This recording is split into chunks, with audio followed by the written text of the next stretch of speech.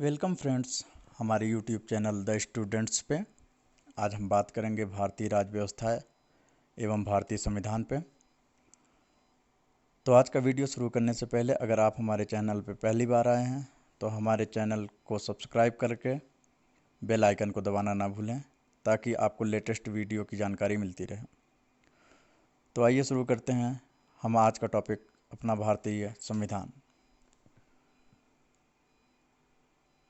हमारा जो भारतीय संविधान है वो मुख्यतः अधिनियम, प्रस्तावना, अनुसूचियाँ एवं अनुच्छेद, ये चार हमारे भारतीय संविधान की मुख्य बिंदुएं हैं।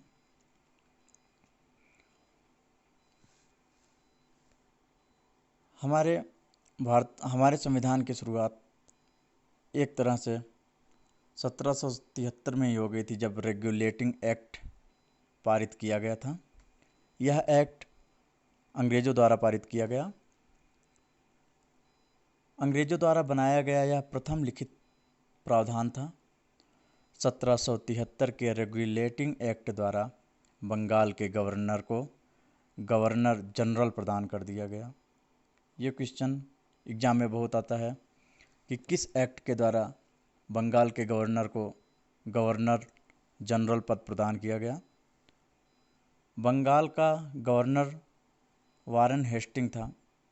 वारेन हेस्टिंग पहला गवर्नर जनरल था और बंगाल का अंतिम गवर्नर था वारेन हेस्टिंग।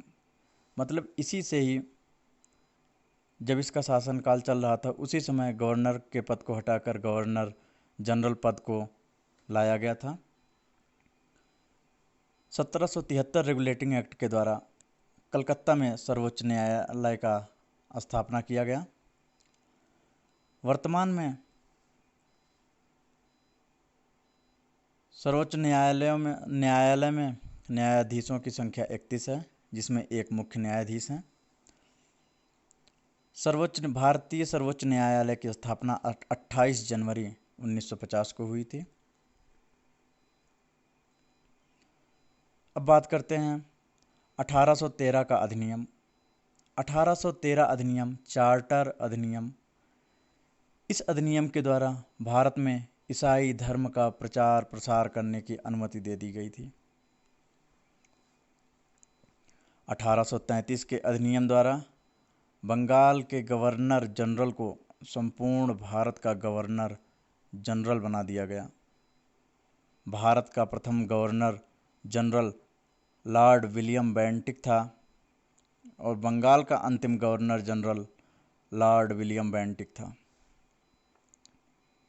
1858 का अधिनियम। इसी समय ये अधिनियम तब पारित किया गया जब 1857 की क्रांति में अंग्रेज़ों का तख्ता पलट करने की कोशिश की गई, जिसे युग परिवर्तनकारी क्रांति भी कहा जाता है।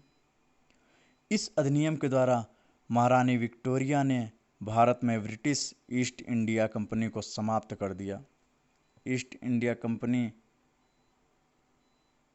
1858 के अधिनियम के तहत समाप्त किया गया। इसमें यह भी कहा गया ब्रिटिश महारानी विक्टोरिया भारत की शासन व्यवस्था देखेगी। इसके लिए 15 सदस्य की टीम, जिसे भारत काउंसिल, इंडियन काउंसिल कहा गया। इसी प्रकार 1858 के तहत भारतीय काउंसिल की स्थापना हुई। 1858 के अधिनियम के तहत गवर्नर जनरल का नाम बदलकर वायसराय कर दिया गया। 1857 का ब्रिटिश गवर्नर जनरल भारत का अंतिम गवर्नर जनरल, भारत का प्रथम वायसराय, ये लॉर्ड कैनिंग ही था। 1919 का अधिनियम, जिसे मार्ले मिंटो अधिनियम भी कहा जाता है। मार्ले उस समय के तत्कालीन भारत के सचिव थे और लॉर्ड मिंटो जो कि अपर सदन के सदस्य थे। इसके द्वारा मुसलमानों का निर्वाचन क्षेत्र व पृथक मताधिकार प्रदान कर दिया गया।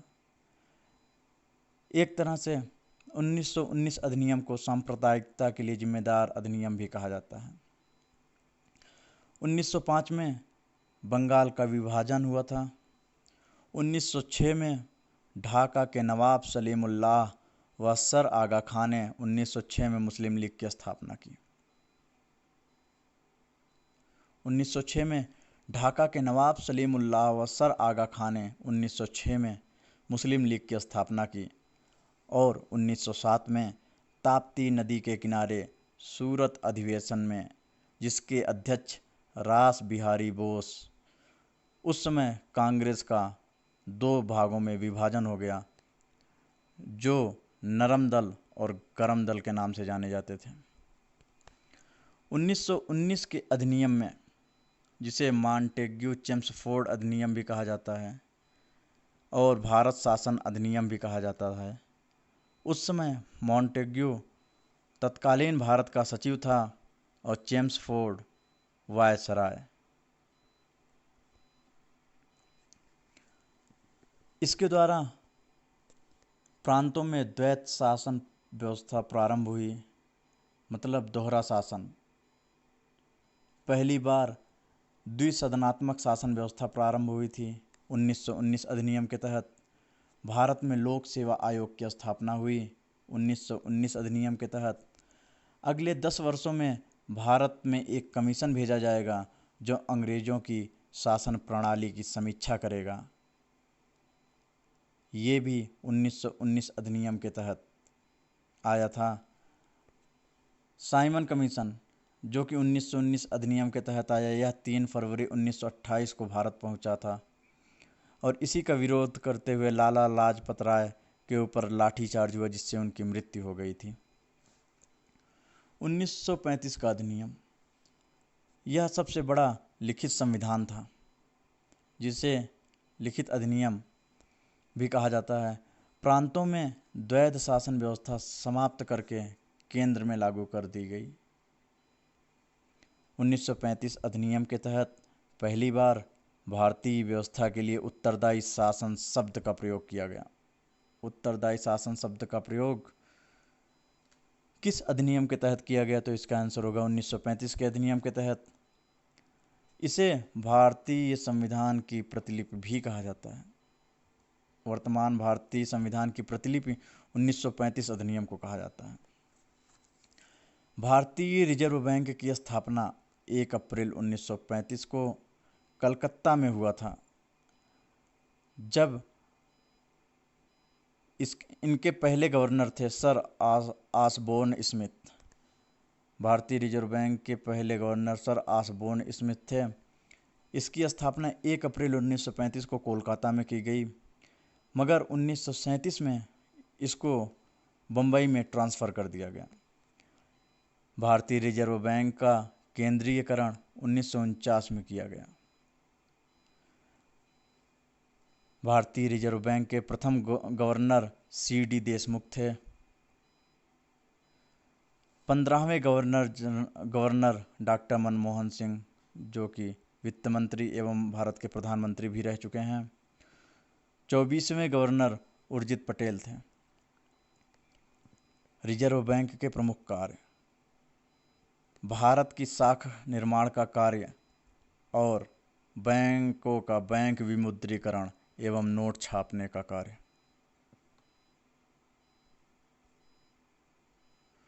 संघ लोक सेवा आयोग UPSC, union public service commission, यह एक संवैधानिक संस्था है जिसका उल्लेख अनुच्छेद 315 से अनुच्छेद 323 में मिलता है। पहली बार लोक सेवा आयोग की स्थापना 1919 अधिनियम के तहत की गई, मगर उसके उपरांत 1923 में इसके सुधार के लिए इसका नाम ली आयोग रखा गया। तदुपरांत 1 अक्टूबर 1926 को इसका नाम केंद्रीय लोक सेवा आयोग कर दिया गया।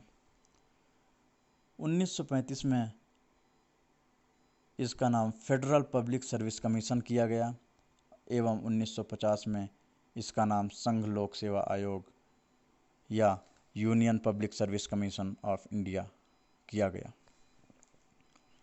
अब बात करते हैं हम अपने संविधान सभा की। संविधान सभा 24 मार्च 1946 को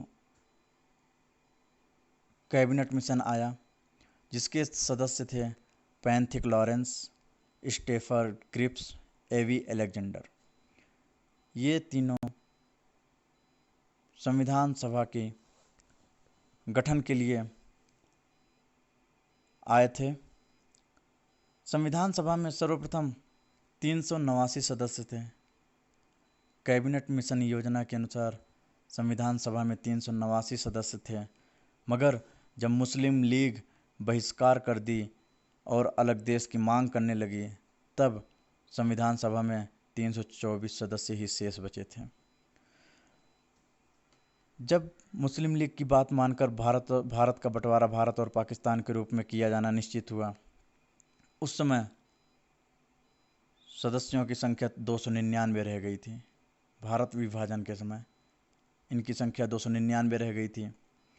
संविधान सभा के अंतिम बैठक के समय, मतलब 24 जनवरी 1950 को, इनकी संख्या 284 रह गई और अंतिम रूप से 207 सदस्यों ने संविधान पर हस्ताक्षर किए थे। हमारा राष्ट्रीय गीत वंदे मातरम, जिन्हें बंकिम चंद्र चटर्जी ने लिखा है, और यह इनकी कृति आनंद मठ है।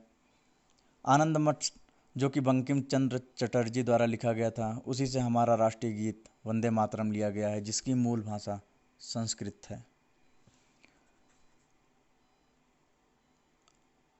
हमारा राष्ट्रगान जन गण मन, जिसके लेखक रविंद्रनाथ टैगोर हैं और जिसका मूल भाषा बांग्ला है, यह पहली बार कलकत्ता अधिवेशन 1911 में गाया गया। संविधान सभा में महिलाओं की कुल संख्या 15 थी।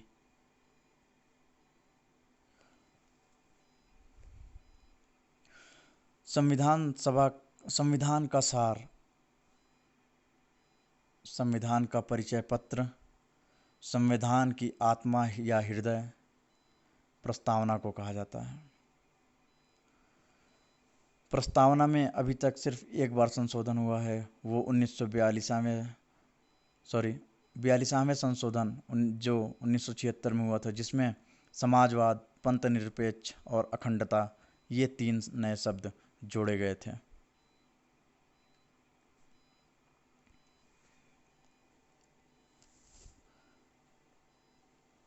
हमारे संविधान की कुछ प्रमुख अनुसूचियाँ, जिनमें 7वीं अनुसूची, इसमें केंद्र, राज्य और समवर्ती सूची है, जिसके द्वारा केंद्र और राज्यों में विषयों का बंटवारा हुआ है।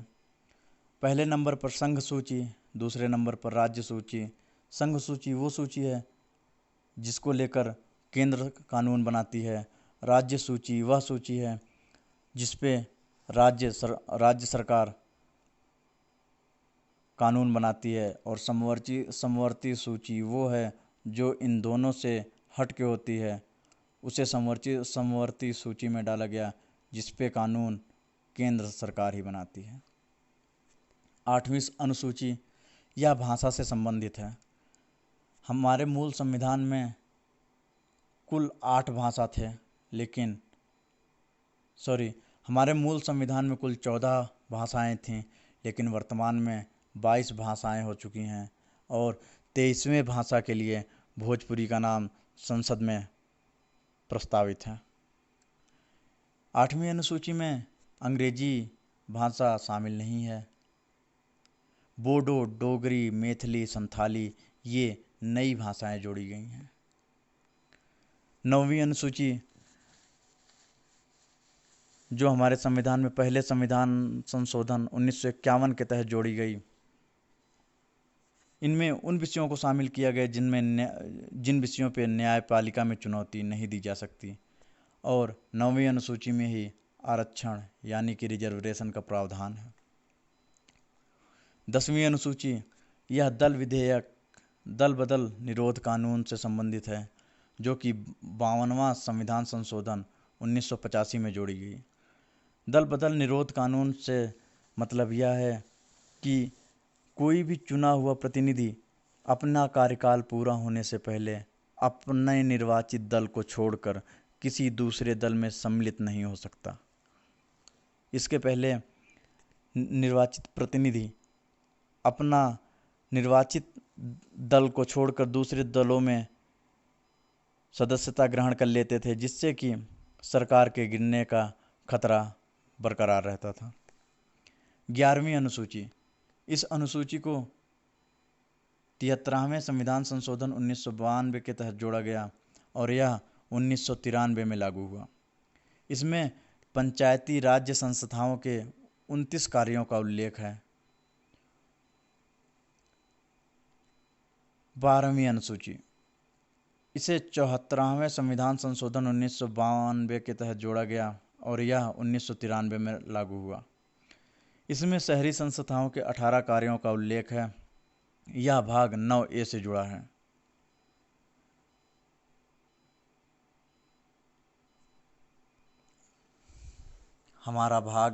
हमारे संविधान का भाग 1, जिसमें अनुच्छेद 1 से 4 तक है, इसमें भारत का संघ एवं राज्य क्षेत्रों का वर्णन मिलता है। हमारे भाग 2, जो कि अनुच्छेद 5 से 11 तक है, इसमें नागरिकता, एकल नागरिकता का प्रावधान है। दोस्तों, ये ध्यान रखिएगा कि हमारे भारतीय संविधान में दोहरी नागरिकता ना होकर एक एकल नागरिकता है। दोहरी नागरिकता का सर्वश्रेष्ठ उदाहरण संयुक्त राज्य अमेरिका है, जिसमें देश के साथ साथ पर्टिकुलर स्टेट का भी सिटीजनशिप रखना पड़ता है। हमारे संविधान का भाग 3, जो कि अनुच्छेद 12 से 35 तक है, इसमें मौलिक अधिकार का वर्णन है, जो कि संयुक्त राष्ट्र अमेरिका से लिया गया है। हमारा जो अनुच्छेद 12 है, उसमें राज्य शब्द की परिभाषा दी गई है और अनुच्छेद 13 में कानून शब्द की परिभाषा दी गई है, जो कि नकारात्मक रूप में है। भाग 4, जो कि अनुच्छेद 36 से 51 तक है, इसमें नीति निर्देशक तत्व, जो कि आयरलैंड से लिया गया है, उसका वर्णन है। हमारे भाग 3 और 4 में सबसे बड़ा अंतर यह है कि हमारा भाग 3 जस्टिसिएबल है और भाग 4 नॉन जस्टिसिएबल। जस्टिसिएबल का मतलब ये कि अगर आपका कोई अधिकार हनन हो रहा है तो आप स्टेट के खिलाफ सुप्रीम कोर्ट या हाई कोर्ट में अपील दर्ज कर सकते हैं, जबकि आप भाग 4 के किसी अनुच्छेद को लागू करवाने के लिए सुप्रीम कोर्ट में या हाई कोर्ट में अपील नहीं कर सकते हैं। भाग 4A, जो कि अनुच्छेद 51A है, मूल कर्तव्य से संबंधित है, जो कि सोवियत संघ से लिया गया। भाग 3, मौलिक अधिकारों का उल्लेख, जो कि संयुक्त राज्य अमेरिका से लिया गया। इसमें अनुच्छेद 12 से 35 तक का वर्णन है। अनुच्छेद 12, जो कि राज्य शब्द की परिभाषा देता है। अनुच्छेद 13, जो कि कानून शब्द की परिभाषा देता है। अनुच्छेद 14, इसमें विधि के समक्ष समानता, जो कि इंग्लैंड से लिया गया, और समता, जो कि अमेरिका से लिया गया है। हमारे अनुच्छेद 14 से 18, जो कि समानता का अधिकार के नाम से जाना जाता है, इसमें अनुच्छेद 17 एक ऐसा अनुच्छेद है जिसको लागू करने के लिए हमें अलग से कानून की आवश्यकता होती है। स्वतंत्रता का अधिकार, जो कि अनुच्छेद 19 से 22 के बीच में है। शोषण के विरुद्ध अधिकार, अनुच्छेद 23 एवं 24। धार्मिक स्वतंत्रता, जो कि 25 से लेकर 28 तक है। अभी आप लोगों ने अगर ध्यान दिया होगा कि जो सबरीमाला केस हुआ था, वह मुख्यतः अनुच्छेद 25 और अनुच्छेद 26 के बीच का वाद था, जिसमें अपीलकर्ताओं द्वारा यह कहा गया था कि अनुच्छेद 26 के लागू होने पर हमारा अनुच्छेद 14, 15 और 17 का हनन हो रहा है। शिक्षा एवं संस्कृति जो कि अनुच्छेद 29 और 30 में है। संपत्ति का अधिकार अनुच्छेद 31 में है, जो कि अब अनुच्छेद 301 में इसे ट्रांसफ़र कर दिया गया है। संवैधानिक उपचारों का अधिकार जो कि अनुच्छेद 32 है। डॉक्टर भीमराव अंबेडकर ने इसे संविधान की आत्मा या हृदय कहा था। इसके द्वारा आप अपने किसी अधिकारों का हनन होने पर सुप्रीम कोर्ट में अपील कर सकते हैं। वर्तमान में कुल 6 मौलिक अधिकार हैं। दोस्तों, मौलिक अधिकारों में पहला संशोधन 1951 में हुआ था, जब अनुच्छेद 31 में संशोधन करके अनुच्छेद 31A और अनुच्छेद 31B को जोड़ा गया था, और उसके साथ साथ ही 9वीं अनुसूची को जोड़ा गया था। क्योंकि उस समय जब हमारी केंद्र सरकार जमींदारों के पास भारत के विकास के लिए ज़मीन लेने के लिए गई, तब उन्होंने मना कर दिया कि ये तो हमारा संपत्ति है और हमें संविधान में संपत्ति का अधिकार मिला हुआ है। तो उस वजह से प्रथम संशोधन 1951 में अनुच्छेद 31 में किया गया, जिसके तहत अनुच्छेद 31A और 31B जोड़ा गया। 44वें संविधान संशोधन 1978 में जब मोरारजी देसाई की सरकार थी, उसने संपत्ति के अधिकार को मौलिक अधिकार से समाप्त कर कानूनी अधिकार के रूप में कर दिया, जो कि आज अनुच्छेद 300A या अनुच्छेद 301 में है। अनुच्छेद 12 में राज्य शब्द परिभाषित है, जो कि मैं ऑलरेडी बता चुका हूँ, और अनुच्छेद 13 में विधि शब्द परिभाषित है, कानून। राज्य शब्द की परिभाषा यह कहता है, the state includes government and parliament और state government and its legislature और any local authorities in the boundary of India और outside of India under control of central government is known as state. State मतलब जिसके जो कानून बना सके और अपराधियों को सजा दे सके, वो स्टेट है।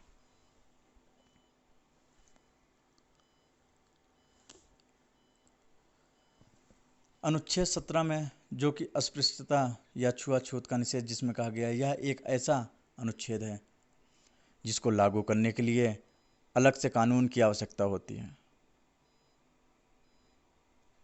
और यह राज्य एवं व्यक्ति विशेष दोनों के खिलाफ सुरक्षा देती है। अगर कोई व्यक्ति छुआछूत या फिर भेदभाव करता है तो आप उस इंडिविजुअल व्यक्ति के खिलाफ भी कोर्ट में अपील कर सकते हैं। अनुच्छेद 18 उपाधियों और पदवियों का अंत। पहले होता था कि राजा का बेटा राजकुमार, युवराज। इस भेदभाव को खत्म करने के लिए प्रारूप समिति के अध्यक्ष भीमराव अंबेडकर ने उपाधियों का अंत, एबोलिशन ऑफ टाइटल्स किया, जो कि वंशानुगत जितनी भी उपाधियां थे, वो उन उपाधियों को कोई भी व्यक्ति अपने नाम के आगे या पीछे नहीं लगा सकता, except army, defence, education, medical. ऐसी उपाधियां जिन्हें इंडिविजुअल खुद अपनी मेहनत से अर्न करता है, ऐसी उपाधियों को वो लगा सकता है। जैसे कि डिफेंस में अगर देखा जाए, मेजर बत्रा, श्याम, MBBS, इस तरह से जो बंदा अपनी मेहनत से अर्न करता है, ऐसी उपाधियों को अभी भी वह बंदा लगा सकता है। समानता का अधिकार। दूसरे नंबर पर आता स्वतंत्रता का अधिकार, जो कि अनुच्छेद 19 से 22 के बीच में है।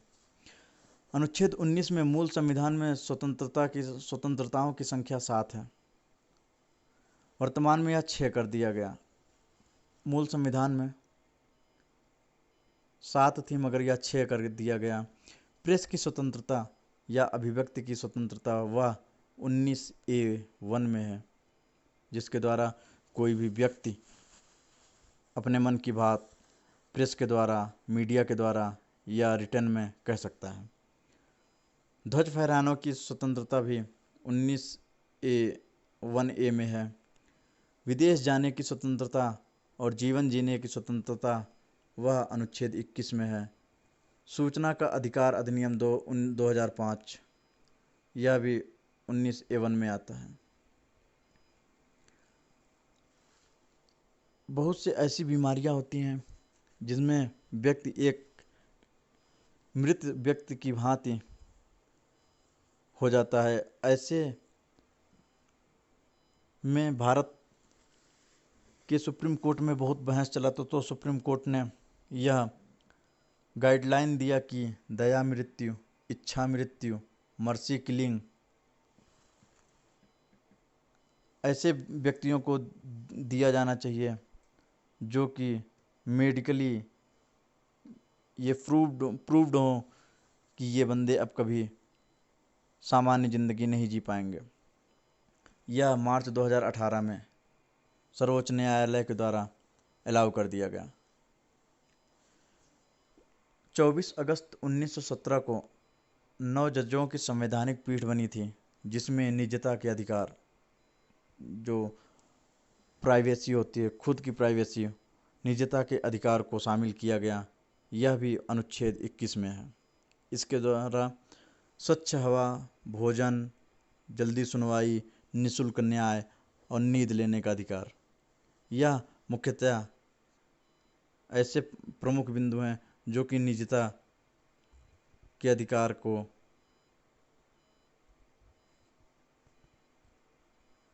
प्रभावित करते हैं। अब आते हैं धार्मिक स्वतंत्रता का अधिकार, जो कि अनुच्छेद 25 से 28 के बीच में है। अनुच्छेद 25 यह कहता है कि सभी व्यक्तियों को अपने अपने धर्म मानने का अधिकार है, उसके आचरण करने का तथा प्रचार प्रसार करने का अधिकार है। लेकिन इसके एक्सेप्शन ये है, पब्लिक ऑर्डर, हेल्थ, मोरालिटी, इन सब के द्वारा आप किसी भी व्यक्ति के सामान्य जीवन को या उसके धर्म को प्रभावित नहीं करेंगे। अगर आप ये तीनों चीज़ें करते हैं तो आप अनुच्छेद 25 का हनन करते हैं। भारत में व्यक्ति के धर्म परिवर्तन का स्पष्ट उल्लेख नहीं है। हमारे किसी भी अनुच्छेद में धर्म परिवर्तन का उल्लेख नहीं है, लेकिन आप यह अपनी स्वेच्छा से कर सकते हैं, ना कि किसी के दबाव पे। बहुत से लोग आर्थिक प्रलोभन और दबाव के कारण धर्म परिवर्तन करते हैं या करवाते हैं। यह भी हमारे संविधान के तहत एक अपराध है। संवैधानिक उपचारों का अधिकार, मौलिक अधिकारों के हनन, उल्लंघन में सर्वोच्च न्यायालय की शरण। सर्वोच्च न्यायालय 5 प्रकार की याचनाएं जारी करता है। अगर किसी भी व्यक्ति के मौलिक अधिकारों का हनन, चाहे वह राज्य या फिर किसी व्यक्ति विशेष के द्वारा किया जाए, इस समय वह व्यक्ति सर्वोच्च न्यायालय की शरण में जाकर अपील कर सकता है और सर्वोच्च न्यायालय 5 प्रकार की याचिकाएं जारी करता है। अनुच्छेद 32 को डॉक्टर भीमराव अम्बेडकर ने संविधान की आत्मा कहा। अनुच्छेद 23 जो मानव व्यापार और देह व्यापार पर रोक लगाने की व्यवस्था करता है। शोषण के विरुद्ध अधिकार, अनुच्छेद 23 से 24। अनुच्छेद 23 जो कि बधुआ मजदूर, दास प्रथा, हाली प्रथा, गुलाम प्रथा, कबूतरबाजी, इन सब पर निषेध लगाता है। बधुआ मजदूर वो मजदूर होते हैं जो कि किसी के यहाँ काम तो करते हैं, लेकिन उनका जो मेहनताना होता है या जो मजदूरी होती है वह उन्हें प्रदान नहीं किया जाता। अनुच्छेद 24 बाल श्रम पर निषेध। इसके द्वारा बाल श्रम पर निषेध लगाया गया है कि 14 वर्ष से नीचे का कोई भी बच्चा किसी फैक्ट्री या सामान्य दुकानों पे भी काम नहीं करेगा। नीति निर्देशक तत्व जो कि भाग 4 में उल्लिखित है और यह नॉन जस्टिसिएबल है। नीति निर्देशक तत्व हमारे फाउंडिंग फादर्स ने इसलिए ऐड किया क्योंकि जब संविधान बन रहा था उस समय हमारे पास इतने रिसोर्सेज नहीं थे कि हर चीज़ों को गारंटीड दिया जाए, इसलिए उन्होंने फ्यूचर के लिए स्टेट एवं गवर्नमेंट को यह सजेशन दिया कि जब आपके पास संसाधन उपलब्ध होते जाएंगे तब आप इन सब को अपने नागरिकों में प्रोवाइड कराते जाएंगे। यह अनुच्छेद 36 से 51 तक है। यह आयरलैंड संविधान से शामिल किया गया है। इसकी प्रकृति जो है सकारात्मक है।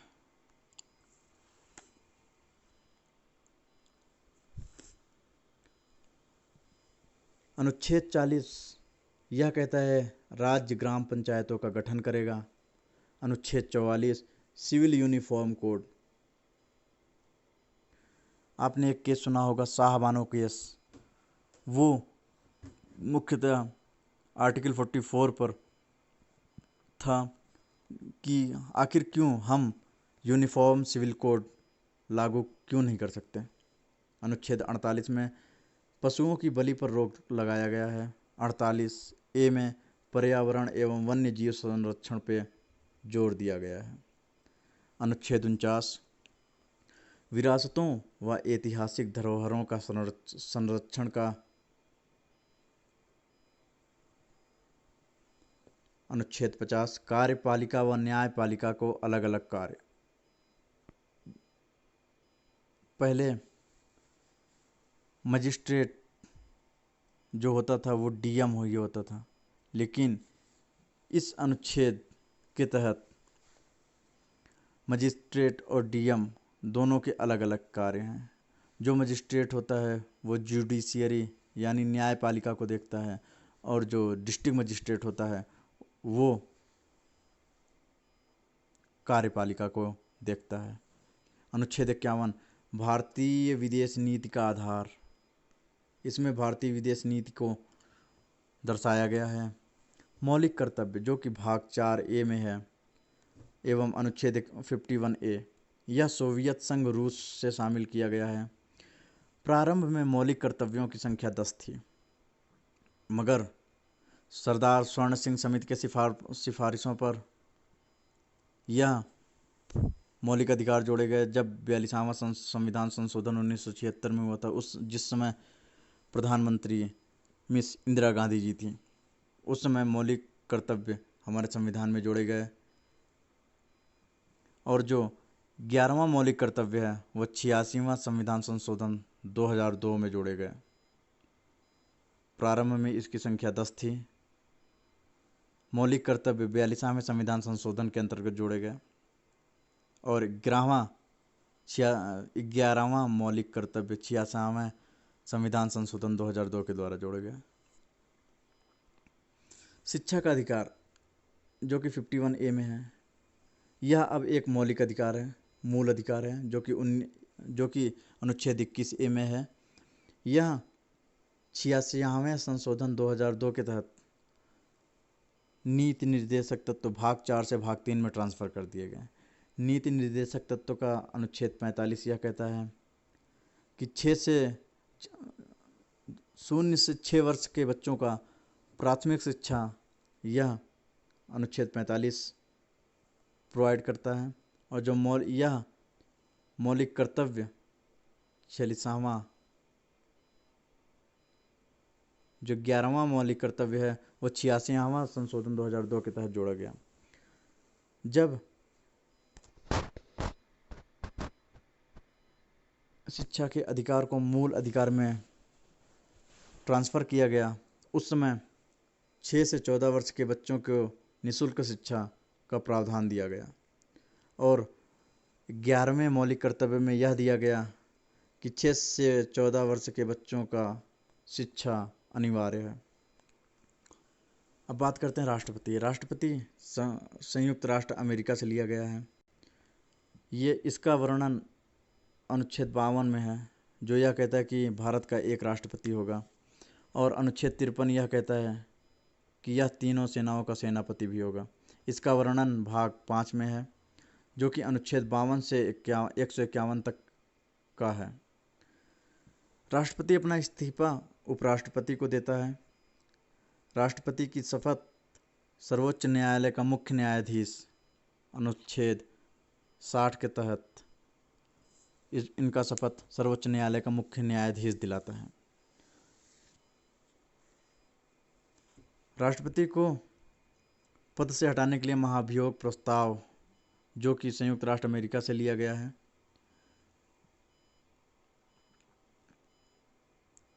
यह अनुच्छेद 56 में वर्णित है और महाभियोग की प्रक्रिया अनुच्छेद 61 में वर्णित है, जिसके तहत यह कहा जाता है कि किसी की राष्ट्रपति के विरुद्ध महाभियोग प्रस्ताव लाने से 14 दिन पूर्व राष्ट्रपति को लिखित में इन्फॉर्म किया जाना चाहिए। राष्ट्रपति की जो शक्तियां हैं वह अनुच्छेद 75 या प्रधानमंत्री की नियुक्ति का अधिकार देता है। अनुच्छेद 76 महान्यायवादी की नियुक्ति का अधिकार देता है।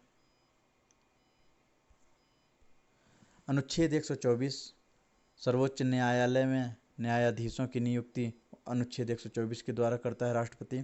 अनुच्छेद 148 कैग नियंत्रक एवं महालेखा परिषद की नियुक्ति जो करता है वो अनुच्छेद 148 के तहत करता है। अनुच्छेद 155 राज्यपाल की नियुक्ति। अनुच्छेद 217 के द्वारा राष्ट्रपति उच्च न्यायालय के न्यायाधीशों की नियुक्ति करता है। भारत की संचित निधियां।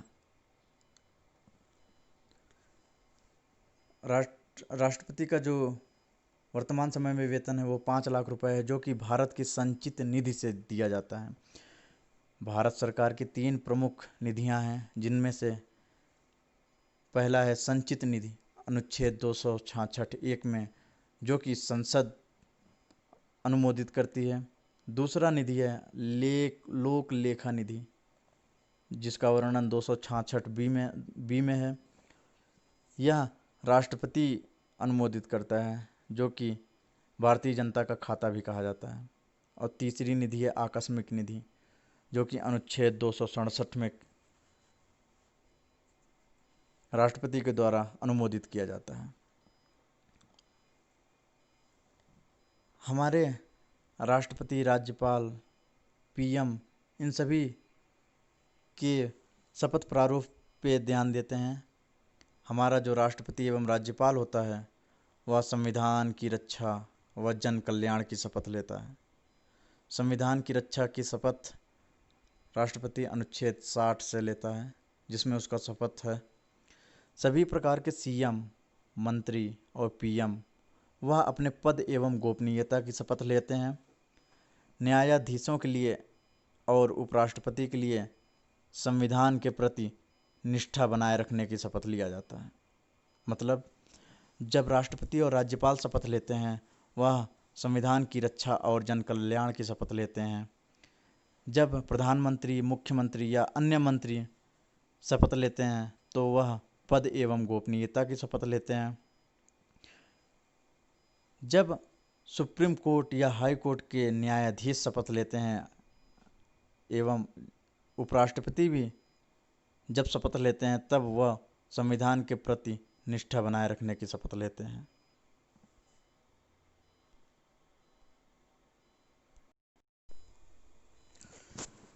पच्चीस जुलाई 1977 को जब निर्विरोध रूप से नीलम संजीव रेड्डी ने शपथ ली, हमारे भारत के नीलम संजीव रेड्डी एक ऐसे राष्ट्रपति हैं जो कि निर्विरोध चुने गए।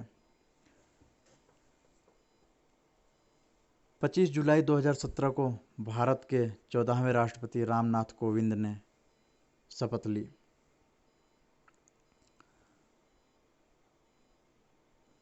अनुच्छेद 72 के अनुसार राष्ट्रपति को क्षमादान का अधिकार प्राप्त है। राष्ट्रपति और राज्यपाल की क्षमादान शक्तियां लगभग बराबर हैं, लेकिन राष्ट्रपति मौत मौत की सज़ा पाए हुए का दंड कम कर सकता है, तो राज्यपाल भी मौत की सज़ा पाए हुए व्यक्ति का दंड कम कर सकता है। लेकिन राष्ट्रपति और राज्यपाल के क्षमादान शक्तियों में सबसे प्रमुख एवं एक अंतर ये है कि राज्यपाल किसी भी व्यक्ति को किसी दंड से पूर्णतः मुक्त नहीं कर सकता, जबकि राष्ट्रपति किसी व्यक्ति को उसके दंड से पूर्णतः मुक्त कर सकता है। अनुच्छेद 71 के अनुसार राष्ट्रपति के निर्वाचन में अगर कोई विवाद होता है तो उसकी सुनवाई सुप्रीम कोर्ट करेगी या सर्वोच्च न्यायालय करेगी। अनुच्छेद 108 के तहत संयुक्त अधिवेशन का प्रावधान है। संयुक्त अधिवेशन राष्ट्रपति बुलाता है और इसकी अध्यक्षता लोकसभा अध्यक्ष करते हैं। यह अभी तक 3 बार बुलाया गया है। संयुक्त अधिवेशन तब बुलाया जाता है जब किसी भी विधेयक पर लोकसभा और राज्यसभा एक मत नहीं हो पाते हैं, और यह 1961 दहेज निरोधक अधिनियम, 1978 बैंकिंग सेवा अधिनियम और 2002 आतंकवाद अधिनियम, इन 3 अवसरों पर संयुक्त अधिवेशन बुलाए गए, जिनमें हमारे पूर्व प्रधानमंत्री अटल बिहारी वाजपेयी ने भाग लिया था। अनुच्छेद 85 सामान्य 3 सत्र का आयोजन किया जाता है और हमारे संसद के सत्र में 6 महीने से अधिक का गैप नहीं हो सकता। हमारे संसदीय सत्र इस प्रकार हैं: बजट सत्र जो कि मार्च अप्रैल में होता है, मानसूनी सत्र जुलाई अगस्त में, और शीतकालीन सत्र जो कि दिसंबर में, और यह सबसे छोटा सत्र होता है जो कि शीतकालीन सत्र होता है। अनुच्छेद 123 राष्ट्रपति कोई अध्यादेश जारी कर सकता है। अगर किसी कारण से संसद की बैठक नहीं हो पा रही है तो उस समय राष्ट्रपति अध्यादेश जारी करके कोई कानून बना सकता है जो कि अधिकतम 6 माह तक प्रभावी रहेगा, एवं उसके बाद उसे संसद की अनुमति मिलना आवश्यक हो जाता है। अनुच्छेद 280 इस अनुच्छेद के तहत राष्ट्रपति प्रत्येक 5 वर्षों में एक वित्त आयोग का गठन करता है। वित्त आयोग एक संवैधानिक निकाय है। यह सलाहकारी निकाय भी कहा जाता है। वर्तमान में जो वित्त आयोग चल रहा है वो 14वां वित्त आयोग चल रहा है, जिसके अध्यक्ष YV रेड्डी हैं। वित्त आयोग का प्रमुख कार्य केंद्र व राज्य सरकार के बीच वित्त का बंटवारा करना है।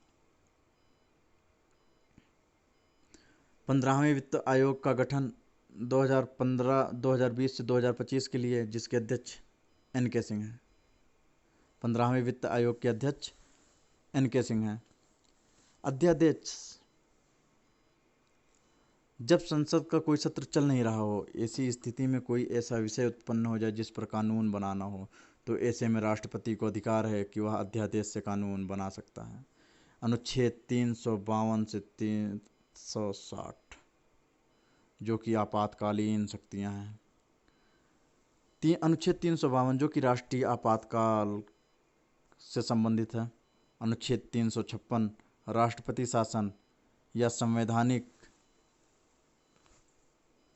आपातकाल, और अनुच्छेद 360 वित्तीय आपातकाल का वर्णन करता है। अनुच्छेद 352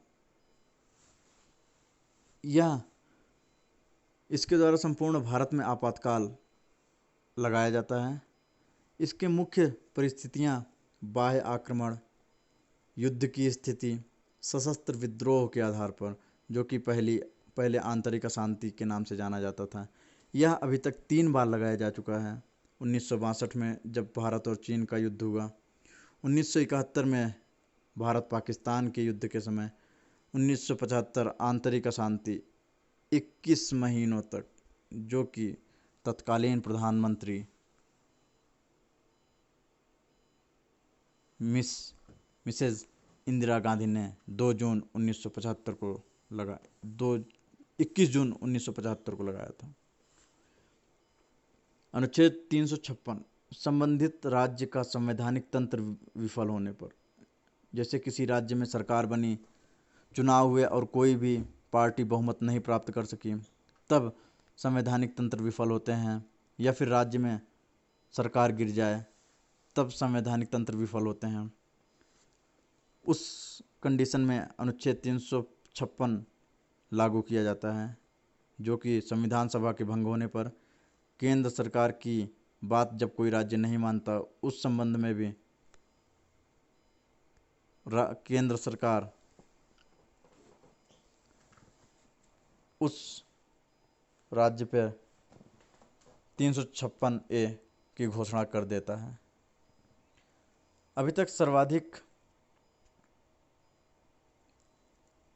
आपातकाल पंजाब में लगे हैं और सबसे अधिक बार अनुच्छेद 356A की घोषणा मणिपुर पे हुई है, जो कि 10 बार है, और 356 सर्वाधिक पंजाब पर लगे हैं। अनुच्छेद 360 जब देश की अर्थव्यवस्था विफल हो जाए, और भारत में यह ऐसा कभी हुआ नहीं कि भारत की अर्थव्यवस्था विफल हुई हो, इसलिए 360 का प्रयोग 0 बार हुआ है। हमारे एकमात्र निर्विरोध राष्ट्रपति अगर एग्ज़ाम में आता है तो बेझिझक नीलम संजीव रेड्डी, जो कि निर्विरोध चुने गए थे। हमारे डॉक्टर जाकिर हुसैन और फ़खरुद्दीन अली अहमद 2 ऐसे राष्ट्रपति थे। डॉक्टर जाकिर हुसैन और फ़खरुद्दीन अली अहमद 2 ऐसे राष्ट्रपति थे जिनकी मृत्यु पद पर रहते हुई है। सो दोस्तों, अगर आपको ये वीडियो पसंद आए तो वीडियो को लाइक, शेयर, कमेंट और हमारे चैनल को सब्सक्राइब करके बेल आइकन के निशान को दबाना ना भूलें, जिससे आप हमारे लेटेस्ट वीडियो की जानकारी सबसे पहले पाते रहें। Thank you, thanks for watching, have a good day.